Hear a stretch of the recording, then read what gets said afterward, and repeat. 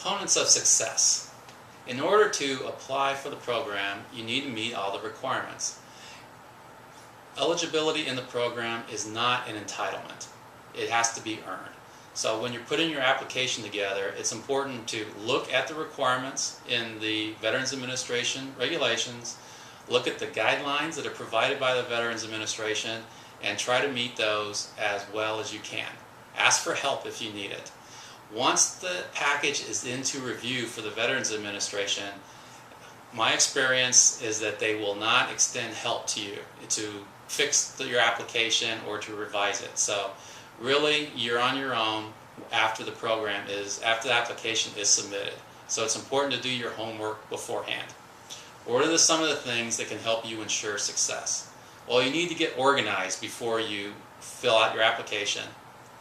Finalize the business structure of your company.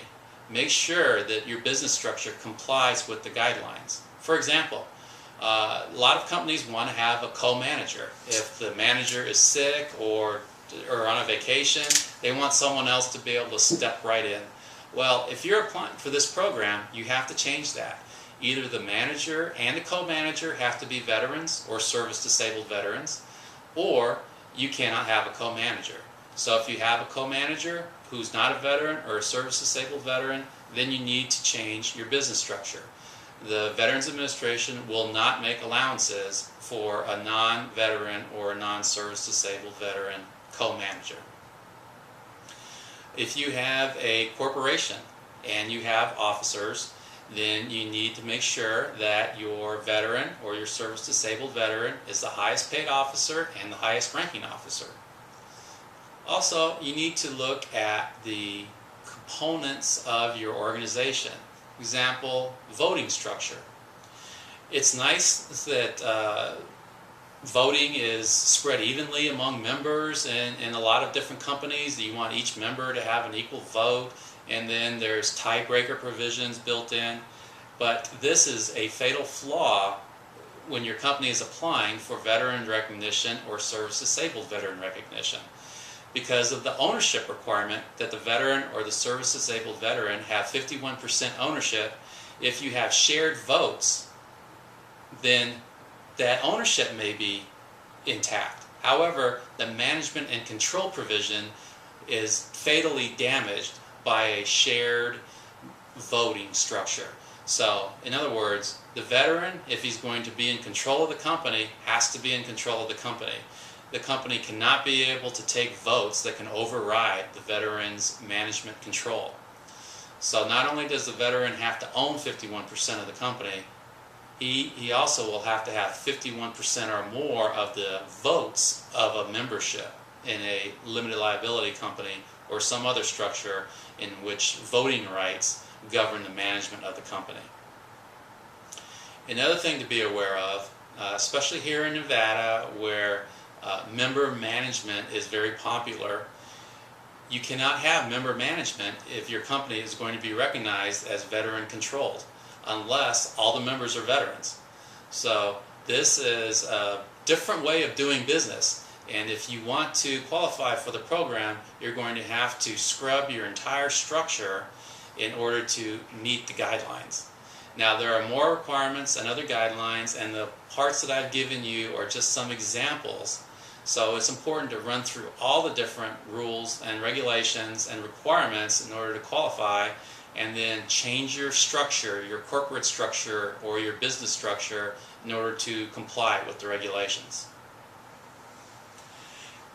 If you're a sole proprietorship, meaning you're not a limited liability company or you're not an incorporated entity, and you're just doing business under a different name but it's owned by yourself, then you really need to be the veteran or the service-disabled veteran and have control. If you have partners or you have investors, then they have to be minority owners or minority owners and not have any control of the company. The veteran has to have the management and the control of the company.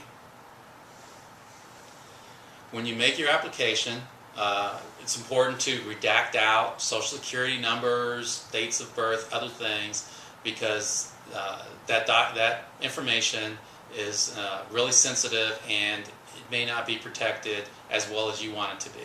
So even the Veterans Administration says that in its application, you're allowed to black out this information in different documents that you give them.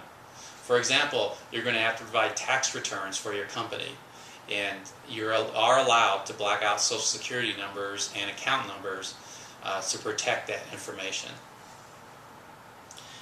You can go to vetbiz.gov in order to find more detail on these requirements. If the application is missing a document, you have to explain why you don't have it. So, in other words, if there's a requirement to provide a certain type of document, you need to explain why you don't have it. Obvious example that comes up is tax returns. For example, it's August 2011 right now when I'm making this presentation. Some companies have not filed their 2010 tax returns yet. Well, those are a required document.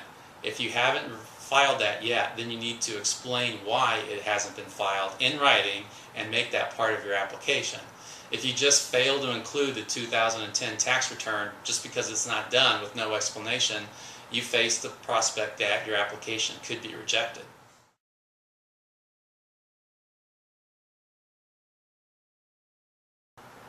So a couple of tips. Provide all the documents. Explain why you're not providing documents if you can't provide the document. Correct veteran status. Make sure that you are recognized as a veteran or as disabled veteran or service disabled veteran by the Veterans Administration before your company applies.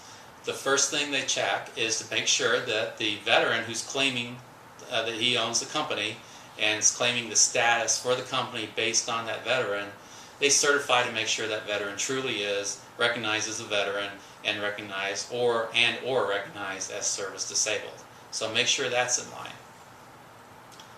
If you have any joint ventures with other companies, then your company needs to be in control of that joint venture. This is very tricky. You need to carefully examine these rules and regulations to make sure that any joint venture that you have with another company complies with the rules. For example, if you're in a joint venture with another company to work on a contract, if you want service disabled recognition for your company, then the rules that apply to the service disabled company also need to apply to your joint venture. So that is very important to verify that that is the case. And the new rules are that even if you are recognized for the VIP program, you have to renew your application and get new certification every year. Do not let it expire. If you do, contracts that you have recognized under the VIP might come into jeopardy, and it definitely will jeopardize your ability to apply for further contracts. So make sure, even after you do get certified, that you stay certified by renewing your application every year.